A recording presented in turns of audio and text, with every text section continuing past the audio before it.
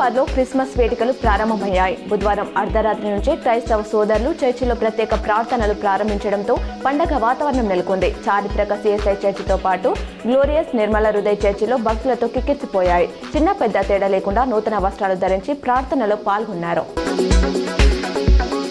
కొనుగోలు కేంద్రంలో రైతు గుండెపోటుతో మరణించడం బాధాకరమని కేటీఆర్ పేర్కొన్నారు. గద్వాల్ జిల్లా కల్వకుంట్ల మొక్కజొన్న కేంద్రంలో జరిగిన ఈ ఘటనకు పూర్తి బాధ్యత ముఖ్యమంత్రిదే.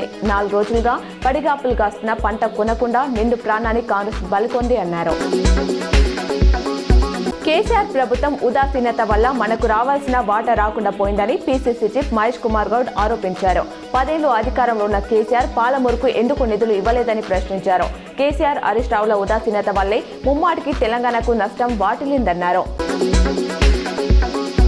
తాను ఎవరో నడిపిస్తే నడిచే వ్యక్తిని కానని, తెలంగాణ ప్రజల బాణాన్ని అని కల్వకుంట్ల కవిత అన్నారు. తనను ఆపరేట్ చేసే అంత సీను ఎవరికి లేదని తెలిపారు. 2029 ఎన్నికల్లో లక్ష్యంగా ప్రజాక్షేత్రంలో పోరాడుతున్నట్లు వివరించారు. భువనగిరిలో జాగృతి జనబాట కార్యక్రమంలో పాల్గొన్న ఆమెను కేసీఆర్ కుటుంబం మీదకు రేవంత్ బదిలిన బాణం కవిత అని ప్రత్యర్థులు అంటున్నారు అని మీడియా ప్రశ్నించగా పై విధంగా సమాధానమిచ్చారు.